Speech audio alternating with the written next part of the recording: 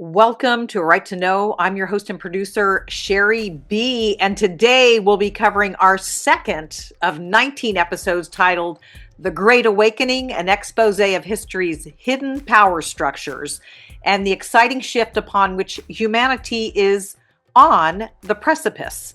Make sure to subscribe and follow my channel so that you'll be informed as we release each new episode that you'll definitely not want to miss. Today, with my co-producer, Jim Pugh of GodIsGovernment.com, we'll do a little recap of the financial system structure, Jim's bailiwick, and then jump right into the currency reset upon which we're on the precipice and how this one differs from all previous throughout history. Although we all feel like we've been on a heck of a roller coaster ride, to say the least, it's pretty amazing that we're all here living during these epic times of human history and evolution, standing right at the gates of the new golden age. We've released the intro episode, the first one, that explains what we'll be covering throughout the series. In this second episode, in understanding the financial system to the degree of how and why global currency resets have taken place throughout history, we'll recap the definition of a trade, how trades have previously worked. We'll define and discuss fiat currency and the role it has played in the current financial system. We'll cover indictments, why they must take place, and where do we stand in the process, and the three essential legs in order for the global reset to move forward. So starting off, we're going to discuss fiat money. Thank you, Jim. Hello. Welcome back. Hi, Sherry. So, Jim, we're going to do a little recap, and I'm going to share fiat money. For those of you who may not be aware, it is not backed by a physical commodity such as gold or silver. The word fiat, F-I-A-T, comes from Latin meaning let it be done or let it be so. It appears in classical and biblical Latin. To me, it's kind of like abracadabra. I say it has value, even though it has none. So, Jim, let's start with why our current system based on fiat currency must shift to asset-backed currency before this next currency reset, and how you see this playing out. Well, I mean, the condition of having to shift to asset-backed currency is not a requirement for what has to take place in the world as far as an economic positioning. But a fiat currency, a debt slave system, has a economic life, and we've surpassed that economic life, and a shift has to take place either back to a different country's fiat-based system or into an asset-based system. The reason why we're going to an asset-based system is because the geopolitics of this world is shifting back to a sovereign control of nations versus a central banking control. And for that shift, you've got to have your own currency, and you've got to have currency of value, so that basically what has to happen is every country has to create a value set for their own country, as it also applies to international trade, which is the buy and sell between one country and another on a fixed-based value determination. Okay. Last week, we talked more in depth about trades, and let's just do a recap in case someone didn't see the episode last week. You mentioned here, or we talked about that trades between banks, economics requires that the value of a country's currency be based upon the underlying asset behind the currency. And we discussed that trades were established in 1913, very significant year. The value of the currency was only that which banks could create, the complete definition of fiat currency. Banks trading between banks creating a false value. So if you can just give us a recap of trades as it pertains to this global currency reset. Well, first off, trades were started in 1913 by J.P. Morgan as a requirement to fund the reconstruction of Europe after the war. And and in doing so, the value set of the currency was determined by the central bankers. So they knew ahead of time what they were doing was the ability to extrapolate money from a system of their control and provide those funds as a debt instrument to Europe to reconstruct it, backed by the full faith and credit of the United States. So what we did is we became the creditor for Europe in their reconstruction, as generated from what is called a trade.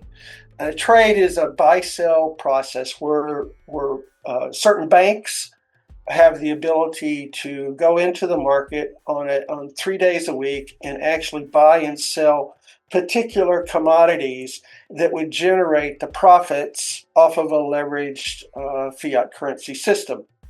Now, that all shifts in this new system that's coming out. The trades will still exist, but they're going to be now at a level of asset controlled, fixed value, weights and measures that is not being able to be manipulated by the central banks. So trades are going to be very, very important in the underpinning of the banks, the ability to produce capitalism at a level necessary to fund humanitarian efforts, but it's not going to be based upon a fixed, controlled Ponzi scheme type central bank system. It's going to be based upon whatever the true asset value of the commodity that you're trading. Okay. You mentioned in your expose that you state that previously the U.S., quote, the U.S. banks were not allowed to create or participate in trades if they resided in the U.S. Trades were performed through banks like J.P. Morgan, but they were done through their European or Asian locations. Yeah, the system is all about control, all right? And central banks needed to control the countries. If you looked at who controlled the central banks, basically it was in Europe, the city of London, of course, that's where Rothschild's based order is, but they also had operations in the Far East, China. So those were the two areas that were allowed to trade. Why was the U.S. not allowed to trade? Well, you go back to the Revolutionary War, it was about economic control. If the central bank system allowed U.S. banks to enter into that trade process, and they were able to generate the profits like the European banks did, then they would be able to self-fund themselves. And that was not going to be allowed because the central banks needed to have the process of creating the money and loaning the money in a debt system. And if U.S. banks entered into that as U.S. banks, they would be outside of the central bank system, able to generate their own money. In doing so, go head-to-head back with the central bank system, just like what we did in the Revolutionary War. Okay. Many of us are familiar with the term Basel IV, and you state in your expose that the basis of the trades moving forward have changed based upon the Basel IV requirements. And I'll just add here that the Basel Committee on Banking Supervision, the BCBS, the Basel framework is the full set of standards of the BCBS, which is the primary global standard setter for the prudential regulation of banks. The membership of the BCBS has agreed to fully implement these standards and apply them to the internationally active banks in their jurisdiction. So, are the current Basel IV requirements a negative or positive change, and are they necessary to usher in this new global reset, and why, Jim? Yeah, so the Basel framework is the ability to control the fractional banking system of the Feds prior to Basel IV. Okay, Basel III and IV. What they did is set the standards of the banks of what they had to have on deposit, what they had to have in the Federal Reserve System, and if they didn't have their daily amount based upon their total deposits of the bank, then they had to borrow money to do that and pay high interest for an overnight deposit. So what the framework did, getting us prepared for the asset-backed currency, was to look at the capitalization of the banks, number one. And they set a standard that the banks had to be self-sustained for their own capitalization instead of relying on the Fed. So they had to go back and they had to create stockholders to invest in the bank, to provide then the proper capitalization of the bank in order to meet the framework. Okay, that was part one. Part two is in the asset-backed system, you must have assets to back your deposit. All right, that's it. So the other part of the framework was to provide an underpinning, what's called an underpinning to the banks to allow them to satisfy the asset requirement. That's different from capitalization. That means assets on their books to cover their deposits, because if you deposit in the bank, it becomes a liability to the bank, and they need to have offset assets to cover their liability. All right, it's your money, it's not theirs. So what you're doing is when you put it on deposit, you're actually loaning it to them. Think of that. Think, I'm putting money on deposit. It's now a debt to them. They owe me the money back. And that debt has to be satisfied. And in order to be an asset-backed system, you have to have assets to be able to satisfy that debt.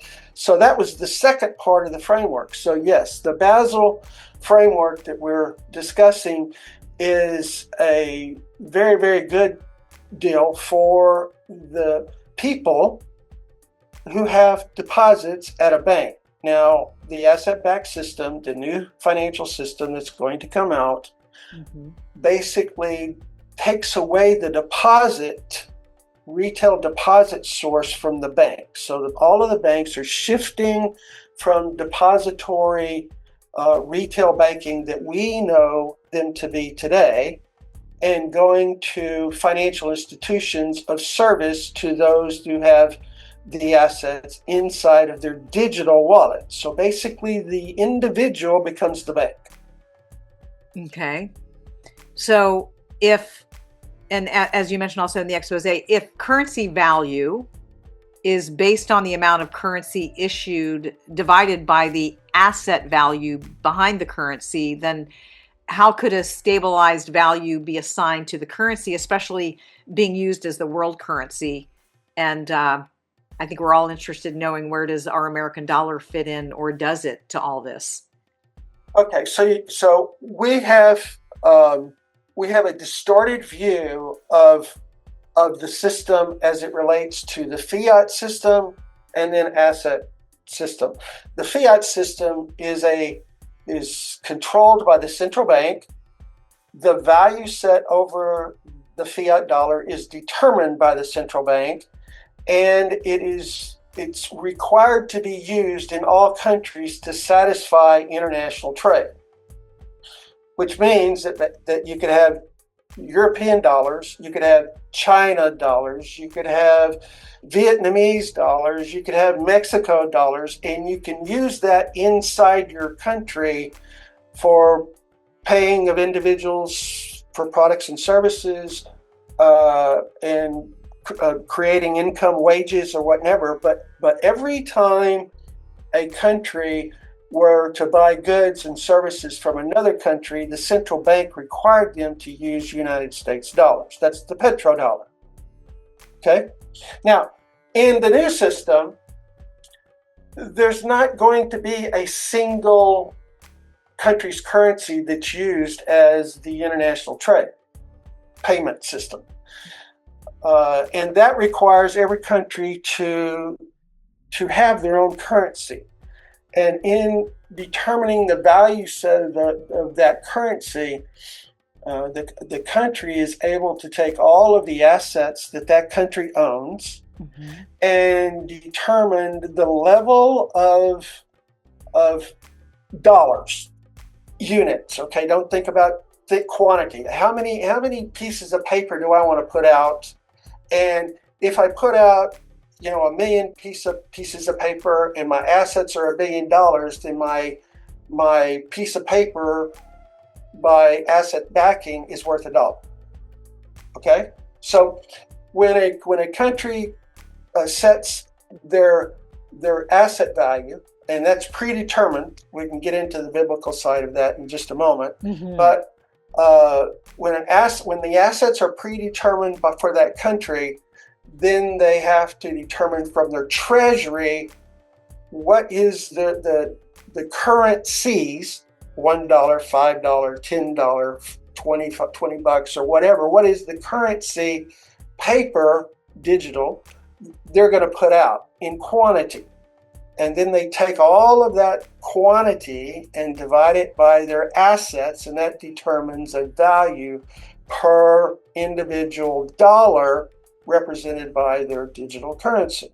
So if I got a $1, I got a $1 asset, it's $1. If I got a $5 and I got a $1 assets, then the $5 is worth 50 cents. You follow what I'm saying? So yes, it's just a matter of mathematics when you get to the point of identifying what is the currency level you're going to put out, mm-hmm. and what is the asset value that you have to back that currency. It's just a mathematical formula at that point as to what every currency is going to be valued at. And it's important to know that a country that is able to now put out their sovereign paper in the asset system has to have a value set to another country on trade. If the United States has $1 trillion of assets, and let's take Mexico having $500 billion worth of assets, then there have to be a valuation on international trade that makes Mexico's paper equal to a U.S. paper, so that you have a fair and balanced trade. Okay, so every country has to do that. All right, so why is it taking us so long to get where we're at? Well, number one, we had determined the economic value of every country. That means you have to survey all of the assets in the country to determine what's the asset value of that country. Now, let's go back to biblical days. When God created this earth, He gave us the assets. And God is not a God of scarcity. And the asset He gave us, He said we're in abundance, which means that and He gave them for us to use. So every time we use something from this earth, it's replenished. So what the geopolitical stance of this world is everything was of scarcity. Oil, gas, gold, silver, everything was scarcity. Well, that's not true. That's not true. Oil and gas is not based upon fossil fuel, okay? They wanted to teach us that the oil and gas came from the earth based upon the decay from fossils that were put inside the earth after the flood. That's what they wanted us to believe. Well, that's not the case, all right? So when you look at the asset value associated with one country over the other country, there will be at a constant state, continual throughout time. Because every time you use one, God puts one back.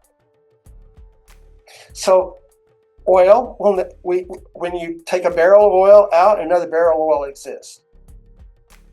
So when the powers that be understood the principles of creation, then they understood that if they could survey the value set of assets in one country, that value set would remain the same value set for the rest of life. It never changes. Fair and balanced. All right? So that was the first thing that had to happen. And in 2018, Google was doing surveys using Google Maps and satellites and whatnot, surveying the land in every country to measure the level of assets that were inside of that country. And it's taken so long to do this. Longer than they expected. Okay, so that's one side. The other side is once you have that value, now you've got to balance that value from one country to another. Well, how do you do that? The process of doing that is trade. The reason why Trump came out in his first term and started talking about the USMCA and all this other stuff is because he was setting the foundation of trade agreements that had to be put in place in order to obtain fair and balanced trade. Now, what happens from an economical point of view to have the world stage be able to operate on an even footing called fair and balanced trade? Well, I teach it as the three-legged stool. You got to have trade. You got to have trade agreements, one country to another. You have to have currency value set, one country to another. And you've got to have a money system that will allow you to transact between those two countries. Right. Okay, there's 209 countries. For us to move into an asset-based system with every country being sovereign, 209 countries, every country has to create 209 trade agreements. Right. If there's 209 countries and each country has to have its own trade agreement one-to-one with another country, 209 times 209 is over 40,000 trade agreements that have to be negotiated. That's the other side of this. Then you take on top of that and you say, okay, in those trade agreements, I have to have weights and measures. That's how you get fair and balanced trade, right? To value a currency, you've got to have it weighed and measured and so forth so that it's constant. Well, that's also having to take a long time to do that because that's never been done before in history. How do you do that? How do you put China fair balanced trade in the United States? Another element of that is looking at how do you transition from a fiat debt-based system into an asset-based system where there's no debt. That also has to be part of the trade agreement because you've got to satisfy the debt between the two countries to move through that, all right? So that's another thing that has taken a little amount of time to do because not only do we have financial debt where one country would buy U.S. treasuries, but you've got trade debt, the imbalance of one country's trade inside to the other country. When Trump says that China, we have a trade imbalance with China of $500 billion. That means that they put more product into our country than we put into their country by $500 billion. That's got to be balanced so that when you shift from a fiat-based system to an asset-based system, you remove the debt as well as the inflation that is part of that debt. Okay, so there's another question that I want to ask, and I'm sure people are very curious about this, but basically the last thing you said is just at a currency reset, it's like all debt is excused and starting from square one? Yeah, because you consider that into the value set of your assets. Okay. All right. So there's another thing here, Jim, and I'm sure you've given this some thought, is there's quite a discrepancy in the world of the economic position of each individual country. You know, we say third world countries. And so how will it be more fair? I mean, it seems to be that to go to a global currency reset, and this one is the first one, as you mentioned, that's for humanity, not as in the past for the central bankers' benefit. if it's for the benefit of humanity for the first time in history, then how will this play out? Because every country has different asset values. Like, the United States has much petrol, et cetera, et cetera. South Africa has more minerals than any other country on the planet. So how will we have an even, and is that important? And is that part of this? The reason for this global currency reset is to have more of an equal footing for all of humanity. Yeah, and you need to look at the world and say, okay, like you mentioned, there's third world countries. There's countries that are not as privileged as, let's say, the United States. In this reset, when they begin to establish the economic control points, the powers to be decided that what they were going to do was to set up 7 regional control points. And those 7 regional control points were to allow for the countries underneath their hemisphere. That's going to be a word that we're going to come back to in just a moment. In their hemisphere, to join in the economic control point to allow them to share in overall value, which would bring the third world country up to the standard of the United States. All right? So let's say Argentina. Argentina has an economic position that is far worse than the United States.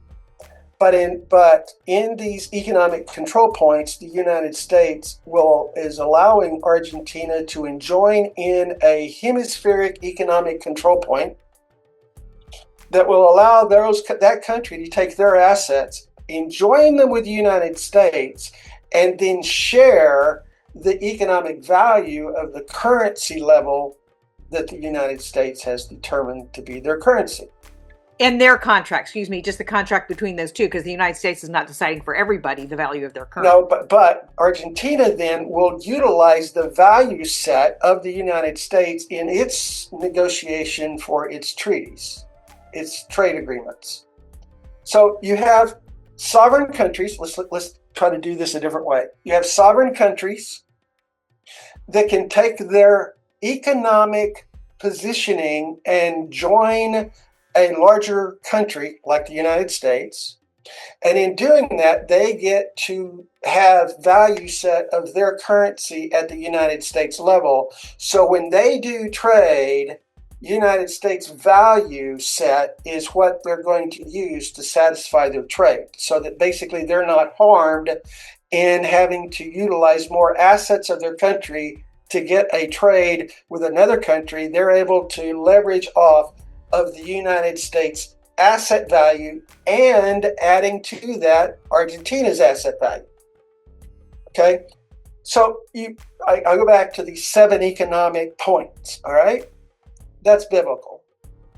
Yeah, I was going to ask you, can you please mention how was that chosen? What's the number 7, or are they continents? Or well, if you go back into biblical times, basically there were 7 kingdoms. And those 7 kingdoms were regionally determined, and we're going back to a biblical set of economic control points based upon biblical positioning. So why is Trump looking at the Northern Hemisphere? Canada all the way down to South America, because that is the economic control point that the United States is going to have economic control over. Including Greenland? Including Greenland. All right. So that's how it's going to work. So when you look at the world, and you got these like G20s and G7s and all this other stuff, okay? When you look at the world, the leaders, economic leaders, countries, have allowed the same thing to take place in their region. All right. So not only is did the United States, because we're looking at it, and there's some now maps coming out that shows the American flag, everything from Canada all the way down to South America and Australia, and Greenland is going to be part of that. That's going to be the economic control point of the United States. Well, there's going to be a Far East component, mainly managed probably by China. And there's going to be a Middle East component that's going to be split up, one managed by, let's say, India, and the other one managed by maybe it's a coalition of Saudi Arabia and Qatar, or however this is not all been announced, but what is happening is these hemispheric points of economic control are being now brought forth to the public to allow them to see how this world is going to be structured in the asset-backed system. Because you need to have fair and balanced trade. And the only way you can do that from a third world country is to allow that third world country to enjoin himself with a major superpower. Okay, so I know we're going on this this ride here of sort of the financial, the global reset, et cetera. But how, on this note, how do you see geopolitically? Just say we've gone and had our global currency reset, and we've all the contracts have been signed and everything's been worked out. How does this affect the geopolitics? Whereas now Russia or China or the US, they're always posturing as the world superpowers. So how do you see this play out? Well, it's being played out in front of you now. Okay, let's go to Venezuela. What happened? Venezuela is now an economic benefit to its people because of the United States. So you see the relationship. Venezuela is a sovereign nation, but the economics of Venezuela come through the United States. Now, right? Mm-hmm. Trump put that in place. Right. Let's go to Cuba. What is Trump telling you about Cuba? Cuba has no money. They're bankrupt. They can't even put their lights on. Electricity's out, whatever. Okay, what he's going to do is he's going to work with Cuba to get them to have a governmental team that will allow the people to become sovereign. And when that happens, Cuba will enjoin with the United States for an economic benefit. The trade agreement with Canada, same thing going on. This rift back and forth with Canada right now is basically just information as to how the shift is going. But Canada will be a sovereign nation, but it'll be underneath the economic control of the United States. That's what's coming to bear. Okay. And the same thing with all of South America, Mexico included, okay, Greenland, and Australia. Okay. And just real quick before we move on is Iran. And one just really brief message to my listeners. Many of you have heard about Master Peace, PEACE. I think it's critically important and helpful. That's why I talk about and share it with everyone. There has been found in all of our bodies, at least all the people who've been tested, not just those who took the COVID jab, definitely all of those, but others after COVID have been shown in testing to have silicon-based microchips and biosensors throughout the body, in certain positions of the body. And we have found a way through testing to safely, and that's important, to cage those nefarious technology in the body, to cage it and pull it safely out of the body by a simple naturopathic, homeopathic remedy that uses sea plasma, etc. But in any event, we need to get it out, especially before they turn on 6G, which they've already been experimenting in China, because they can work together with those biosensors in our bodies with the 6G. So it's a very simple homeopathic natural remedy, and that is called Master Peace, by just taking a couple of drops in the morning and the evening. And I've actually traveled to London, sat in on the testing, so I can attest that this is amazing. I've been taking it for probably going on 2 years now and have really, really great results. So I'll just leave a link. Check out more below the tab below for Masterpiece. Thank you.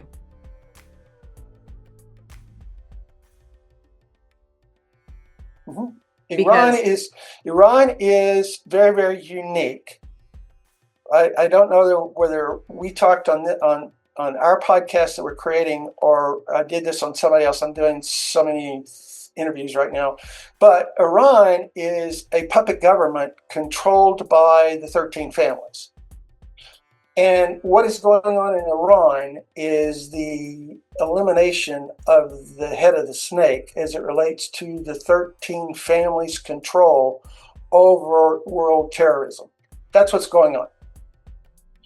And in that elimination, okay, you get bits and pieces of Trump doing soft disclosures as what has happened in the past. Like he said, Barack Obama chose the wrong country to go into. All right, why? Well, because he was doing weapons of mass destruction and he was giving it to the 13 families, the controlled terrorist group, and he was providing cash money in order to fund world terrorism. They were building up this in bunkers and all that. Iran is the head of the terrorist snake associated with the control over the 13 families. And United States, because it's the police state for the world, was giving all kinds of things to that terrorism group because they wanted to bring down the United States, which is what Barack Obama was put in office to do. Okay. I know. I hope people really get that. It's like the heart, the nucleus of terrorism, and whether they look to be related directly or not, indirectly, they are related to so many different terrorist groups. And like you said, the head of the snake. So that has to happen. Okay. So back to the currency being asset backed. Let's talk about the U.S. currency for a second. Do you see like when and what can you tell us about us shifting to asset-backed currency in the U.S.? Do we know what it's called? I know they just came out with a bill that has Trump on it, which is really interesting. Don't know if that plays in anywhere. So how do you see that for the U.S.? Remember this. Remember, we came off of a gold-backed standard by an executive order in Nixon's time. 1971. Congress didn't do anything. We're back on a gold-backed standard by executive order. That's all it has to do. Now, he has to have the assets to do that. Mm-hmm. And why did he want to audit Fort Knox? And why has the Treasury been buying gold and silver and all this other stuff? So it's not that we're going to come out with an asset-backed currency.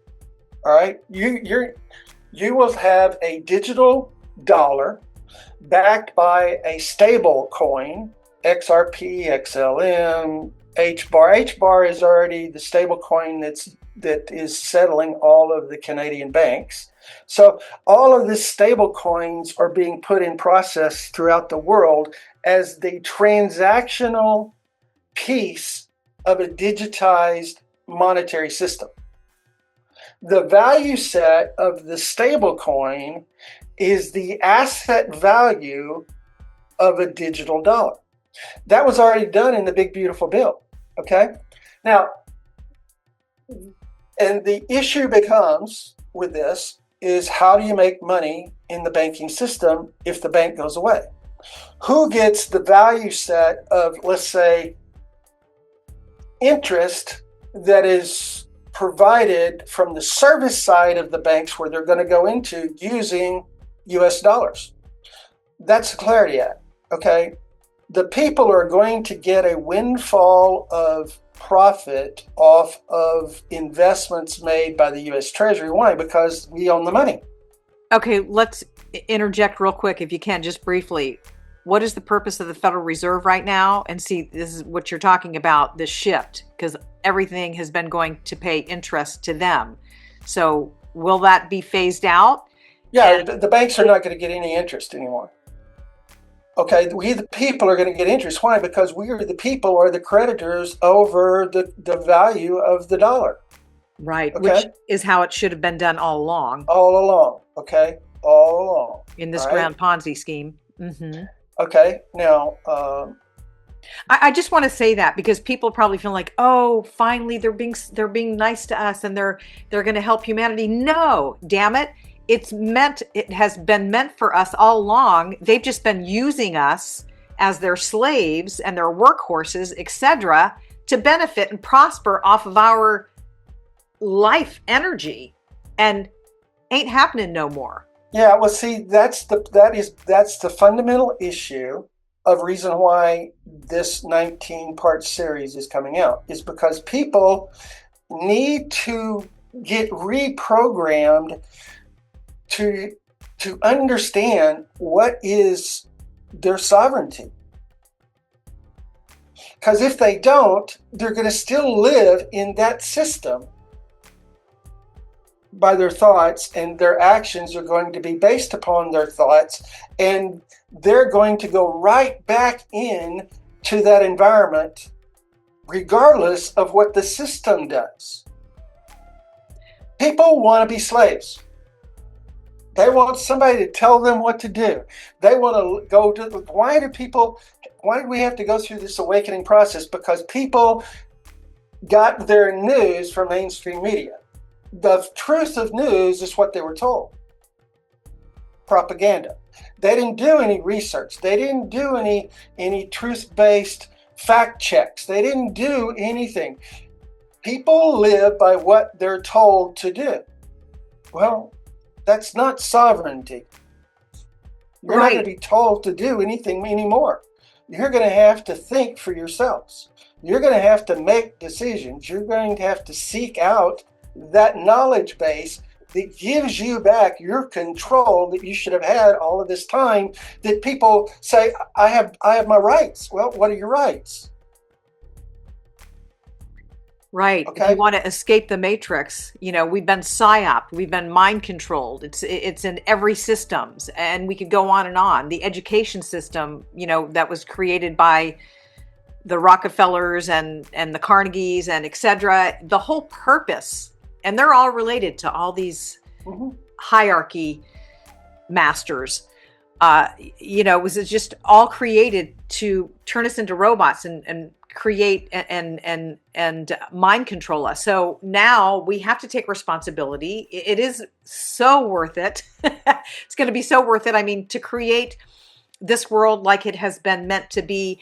And again, Jim, what you bring to the table, which I'm understanding on a more profound level, the biblical foundation of this that has been discussed in history and how it's all playing out. Let's shift now, Jim, into the three legs that we were mentioning. Well, I don't know if you want to say anything real quick about the Federal Reserve before we move on, just so people understand it's. No, the Federal Reserve is a debt-based system that enslaves you because the money source that you think that you get, even from the work and the paycheck you get, that's all debt. So the Federal Reserve is there as a corporate entity, foreign-controlled corporate entity, to make money in a business that they can control that is not tied to any government.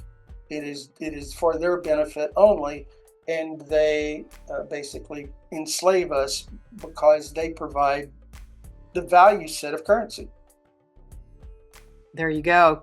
So you state in your expose, quote, to change the world from U.S. currency into the country's own currency with our own value is an implementation that must be controlled by the country, providing the world currency, that being the USA.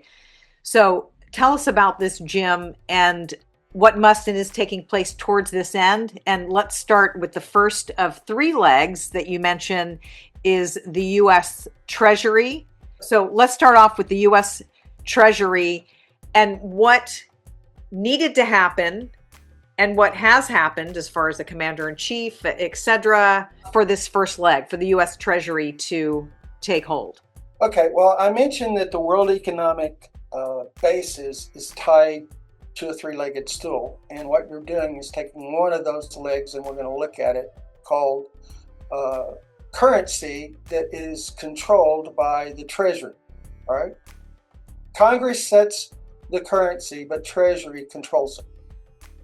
So when you are the control point of world-based finances, meaning as I mentioned earlier, all international buys, trade, one country to another, is settled in U.S. currency. So that means you're the currency of the world.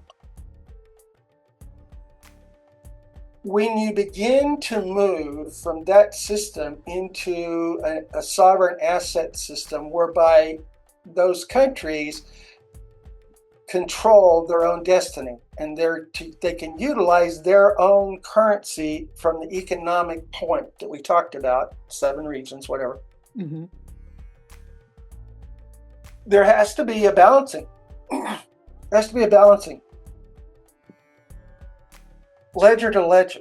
And that balancing has to be controlled by the country that controls the world dollar until there is a shift into a settlement process that allows two countries to trade at their own currency.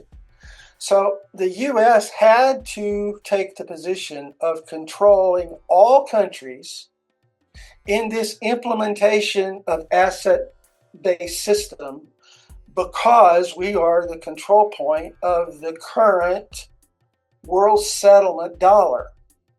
We're the ones that balance every country. And in doing so, we have to be last. We can't allow we can't go first, because if we do, in this transition, we will always be out of balance. So what has to happen is, let's say, Vietnam and Japan, they go first, whatever, okay? Because they can balance those countries and settle that debt off of our currency, our petrodollar currency. Because you have this ledger, right? Vietnamese borrows U.S. dollars or buys U.S. dollars. Japan does the same thing, and then they trade U.S. dollars in international trade. That triangle, that three-legged stool, has to get balanced in the U.S. Treasury because we're the creditors over that petrodollar. So the U.S. Treasury has to be the one to manage this process in shifting from a debt-based system to an asset-based system because we're the balancer. Worldwide. Okay.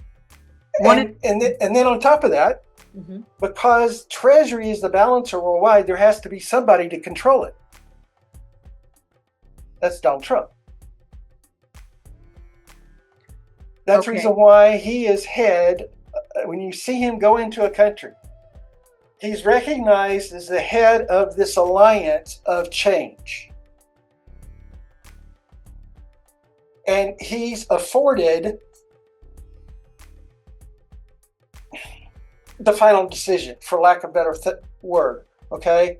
Because in this control mechanism of shift, everything has to be lined up just right for that shift to work perfectly.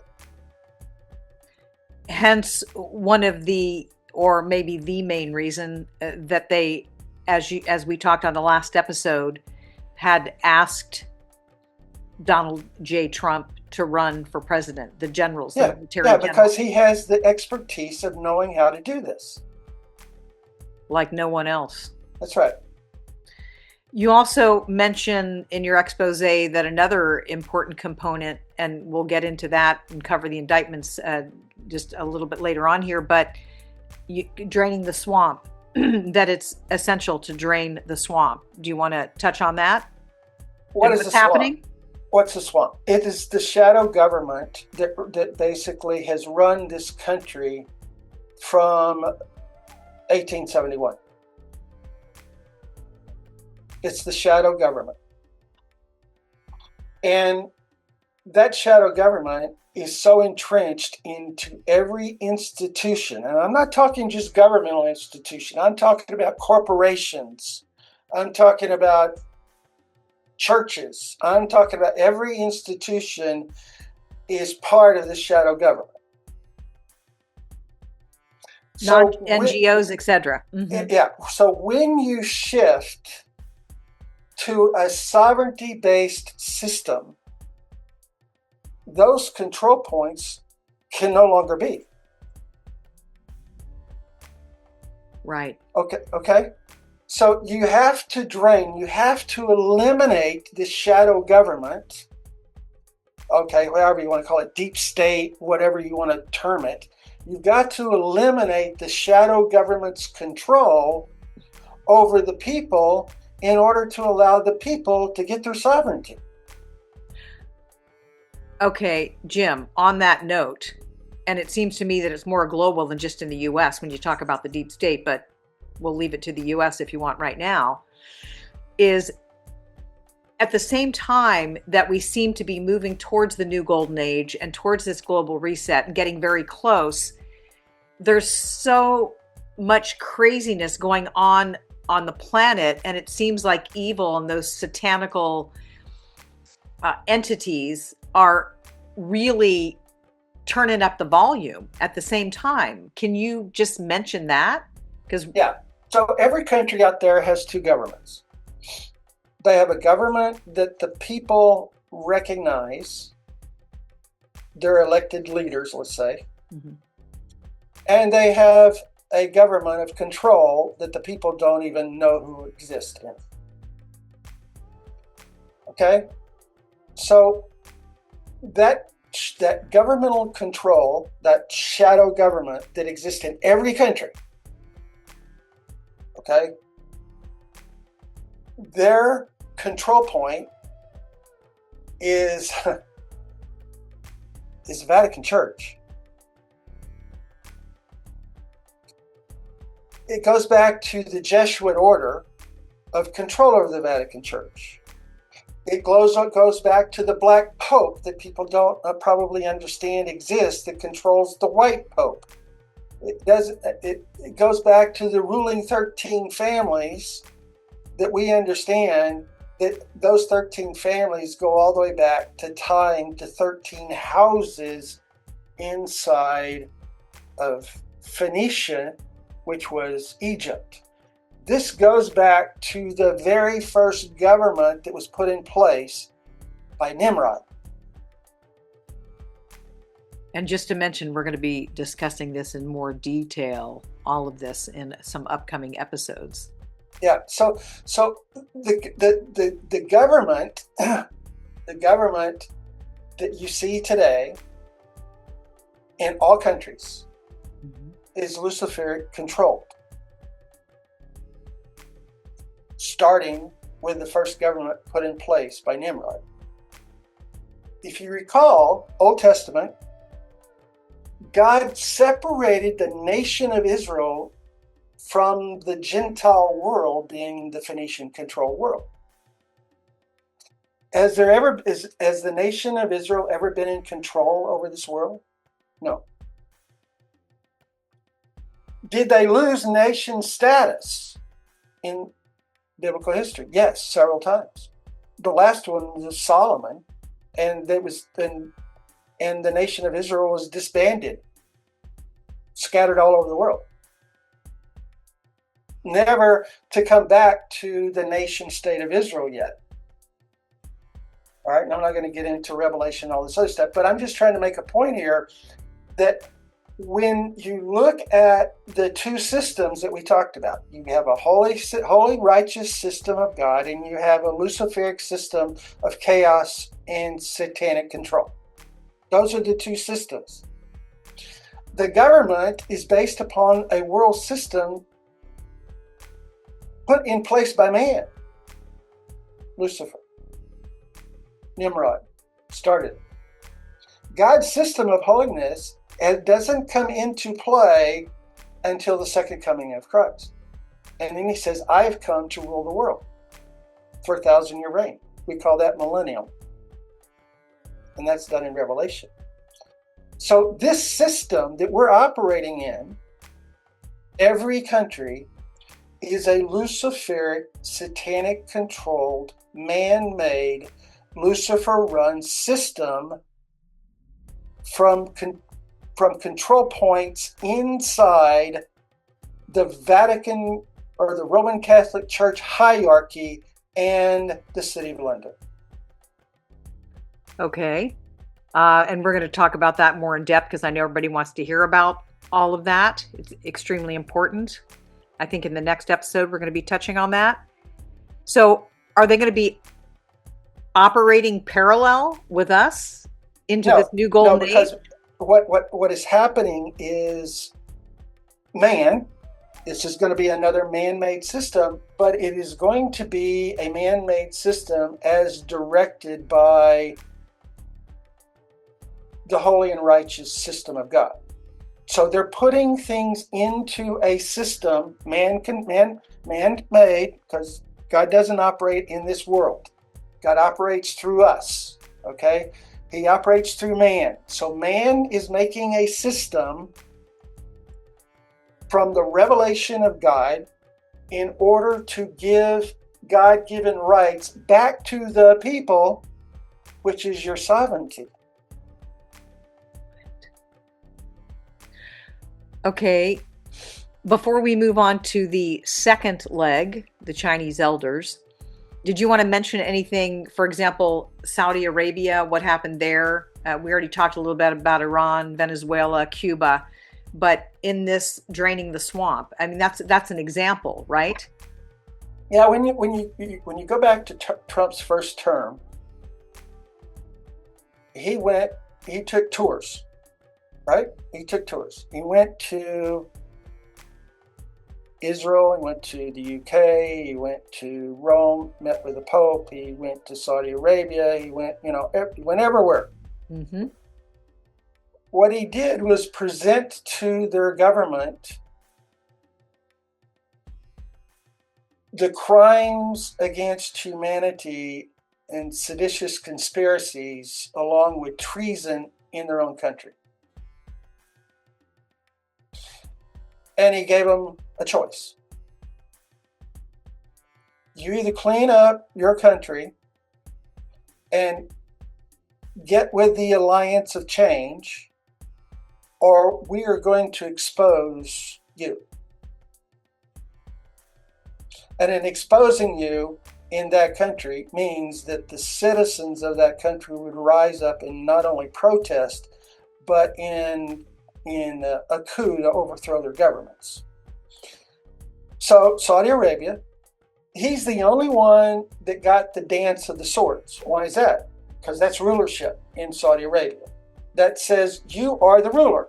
That's the whole purpose of the dance with swords, is basically honoring the ruler. That was a symbolic nature provided to the public that Saudi Arabia had acquiesced to the issues, and Prince Salman, basically taking charge, immediately began to clean house. That's what happened in Saudi Arabia, starting right after Trump left Saudi Arabia. Right. Well, he did the same thing to the Queen of England. And the symbology there was Trump was walking in front of the Queen to say that basically we have overcome. Oh, he had volumes and volumes and volumes when he met with the Pope. And if you go look at the picture of Trump and the Pope, after they met, you see the shock and awe and solemnness with disgust on the Pope's face because of what Trump gave to them. And basically at that point in time, he took back all of the instruments associated with birth certificates, land deeds, all of that stuff. Everything came back to the United States. He also took their gold. He also, from their tunnels, took out volumes and volumes of historical manuscripts that have never been seen by the public, okay, of the truth about the history of the world. So in all of this, in Trump's first term, it was to set the stage for what was to come. Also in his first term, he began to take out the 13 family heads. I mean, not put them in jail. They're dead. Okay? Okay. Because he needed to create the chaos in the ranks of those 13 families in order for them to start making their mistakes to allow the 5D chessboard to come into play. So all of that was done in Trump's first term. So right before we go into the Chinese elders here and the funds that have been around since King Solomon, Trump, the second term, was that planned for him not to win the second term? Or did they really just go all out and cheat till no end? Because this is such a huge... Okay, the whole thing with that is number one, they knew they were going to cheat. Even the night of the election, I was on a website documenting exactly what was going on, how they were doing it, so forth and so on. Okay, going to take a brief second. I have been sharing with my audience, and you can see the show with Maria Baldry, one of the top naturopaths there in the USA. And we talked about the P90 Plus, which is a Oli Life machine. I believe they're starting to release technologies, healing technologies. And this P90 Plus, which is the flagship, they have other products also, but this is the flagship product. It contains PEMF, stands for pulsated electromagnetic fields or frequencies, with a little bit of terahertz. It's like a secret sauce. They have over 200 patents on this product. And you simply just put your feet on it twice a day, and people have been getting amazing healings. I know people directly. One friend that told me about it got himself over diabetes in 2 months, did not need to continue taking shots, and of course got guidance from his doctor all along, and the doctor couldn't believe it. Like, what have you been doing? And so it balanced out his blood sugar.